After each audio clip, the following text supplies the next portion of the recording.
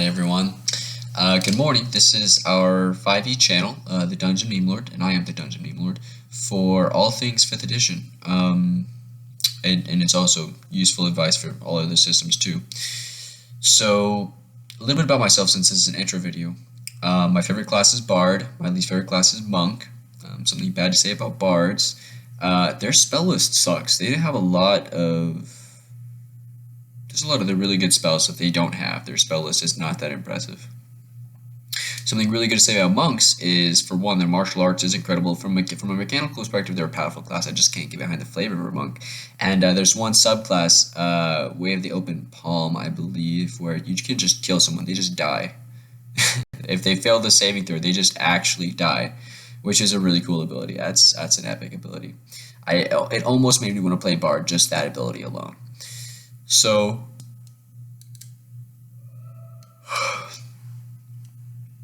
here's a video release schedule. Sorry about that yawn. I'm a little tired here.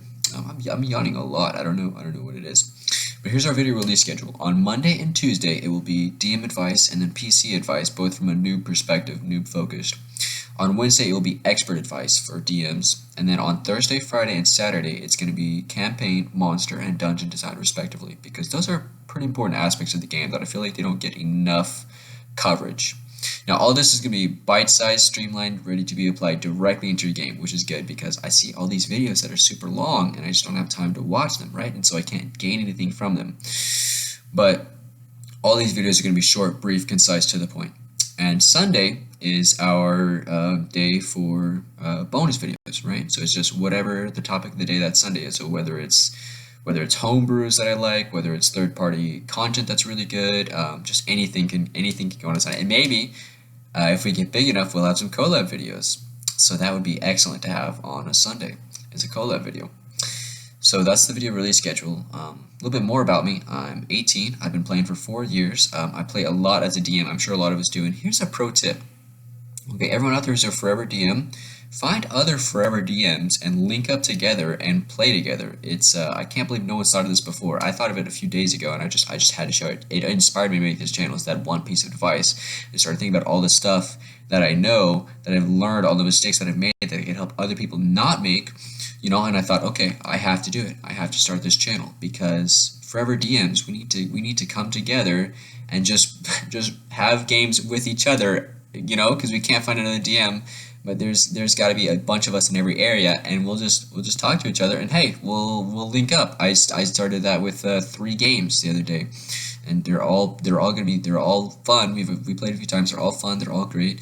I have a session later on today. I'm recording this on a Saturday. I'm gonna post it on a Sunday, but I have a session on Sunday too, so it's not a lie. So that's more about me. Now it felt kind of bad to have just an intro video with no content, because how are you going to know anything about the quality of this channel? So I figured I'd include Combat 101. It's the first video you're going to need to, if you're going to play D&D, is how to run combat. It's foundational. It's the foundation of the game.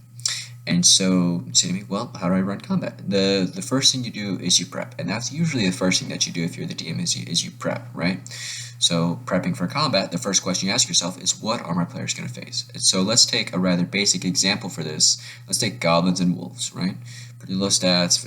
Early monsters, they're actually excellent. I think excellently balanced stat blocks, and the early on monsters are great for teaching people the game. And so, you know, okay, so now I know what my player's going to fight. What do I do from here? How do I prep with that? Well, you look at their stat block. Now, that's a lot of information. That's more than you need. That's tools, skills, proficiencies, languages, and it's got the 6 abilities, right? You don't need all that for every monster. All you need is the core 4 and maybe a 5th edition. So it's armor class, hit points, attack bonus, and average damage. Now, you say, why would I use average damage? Well, one, it makes things easier for you, right? You have less rolls to worry about, less modifiers to keep track of.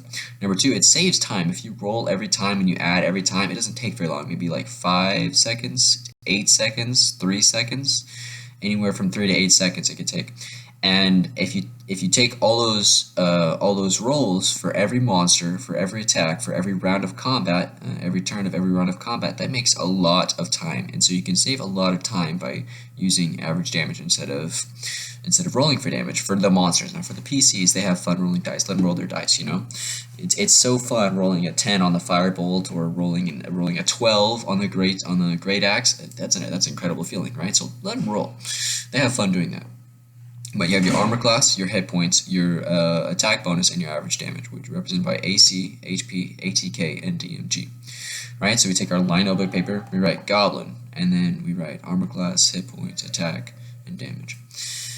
Now, we do this the same every time for a couple of reasons. One, if it's the same every single time, that saves our brain power for things that actually affect our play. And you'll notice a lot of the tips I give are about increasing your efficiency of notes, efficiency of prep, efficiency of play. It's all about increasing your efficiency. So one, you can play longer, you can play better, and you can have a better game, better story, more fun, less stressful, right? So that's one big thing that we're going to emphasize here is how to make your games maximum efficiency, high speed, streamlined games. So the other reason we have our core 4 listed in that order is because that's the most efficient order of display, right? You need armor class first to see if they hit. Then you need hit points to see how much health you take off, right? You need attack before damage because, hey, if they don't even make their attack roll, why would you roll damage, right? Why would you need the damage at all if they don't make an attack roll? So that's what you want, your attack bonus before your average damage. So now we've prepped our monsters, right? So what do I do from here? Well, you would think about the moves in combat, I guess. At this point, there's a couple of ways we can go about this. Let's say we have a goblin fighting a fighter. Ironic. The fighter man is fighting. Really surprising there. Let's say it's a goblin versus a fighter. We've got our goblin stats. We've got our fighter stats. Okay. So now we roll initiative. Let's say the goblin has the higher initiative. Okay. Well, the goblin has 5 things he can do during his turn. Now you get one of these per round unless something says otherwise. Like if you get hasted and you gain an action, or if you're a fighter and you have action surge, you'll gain more actions, right? But normally you'll have 1 action, 1 reaction, 1 bonus action, 1 free interaction, and movement. Now with an action, you can make the attack action, you can cast a spell, you can help an ally, you can hinder an enemy, you can try and grapple someone, you can run away, you can do any number of things. It's really the sky the limit with the action. And DMs, encourage creative play and increase your engagement by allowing creative tactics to not just work every time, but to have a chance. You know, like let's say they come up with something creative and you want them to do that again. You want them to think creatively. Well, let them at least try to do their creative thing. And honestly, the first time they try it, I would almost err on the side of fudging the dice to encourage them to do it again. Maybe the first 1 or 2 times they try it, just make them succeed. You know, unless they roll ridiculously low, and even then you could just say the monster rolled a 1, right? So you know, encourage their creative play, and that will get them to be more engaged with your game. But that's an action. It's making attack action, casting a spell, helping someone, hindering someone, grappling, running away, anything like that. Anything like that is an action. Now for a bonus action and a reaction, it's anything that just says bonus action, reaction. Very self-explanatory, very simple. And you get 1 of those per round, not per turn, but per round, right? So with a bonus action, you can do something like command your summons if you have zombies following you.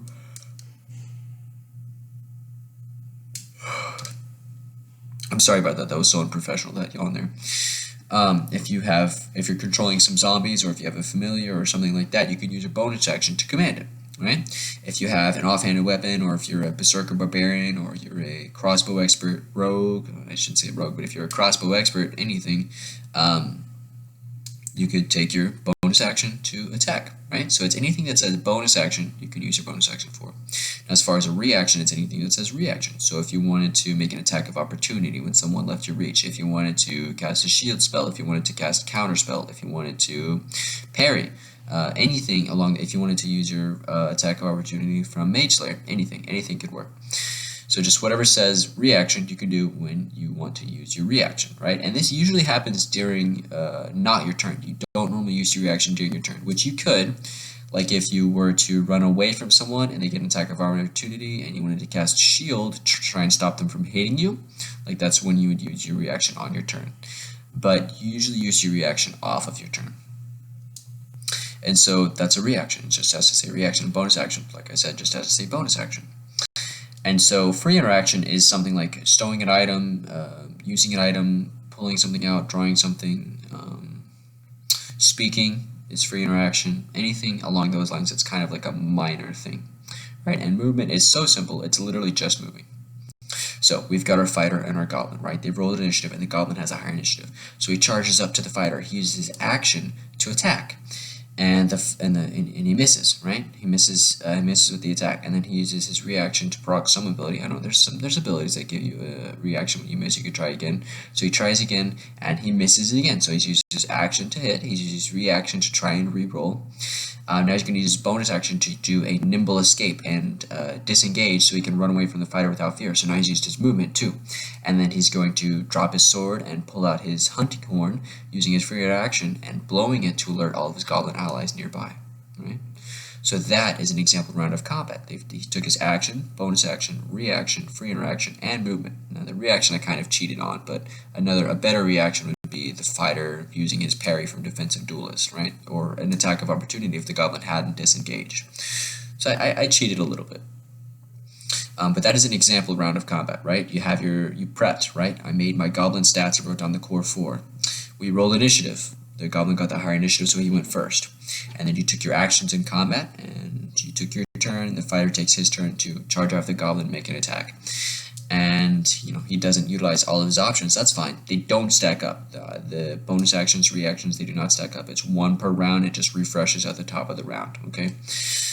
And that's combat. I see these videos so often. They have a guide to combat, but they don't have an example round. I mean, why would you do that, right? So that's combat. Pro tip. Can I think of a pro tip? Pocket change. Pocket change is one of the best rules I've ever implemented. It makes my life so much easier, so much more clear on what to do, because giving out loot is one of the hardest things for a DM, right? Pocket change. Every monster they slay, roll a d6, they get that much silver. I use silver in my games as the primary currency. You might use gold as your primary currency, but I feel like silver is just so much more realistic, and I like seeing silver more than gold. So I don't even use gold in my games, I use silver, right? Most teams stick with one currency. Like after a few games, they just make everything gold, right? I just took everything that I would have made into gold, I made into silver, and I treat silver like gold instead. Whatever you want your currency to be, roll 1d6 of whatever your main currency is, like your dollars, like basically, I have $6, $5, $3, they have pocket change on them, right? So that's the pro tip for this video, is pocket change. Yeah, that's it. That's the whole intro. That's Combat 101. Good luck, have fun in your games, and goodbye.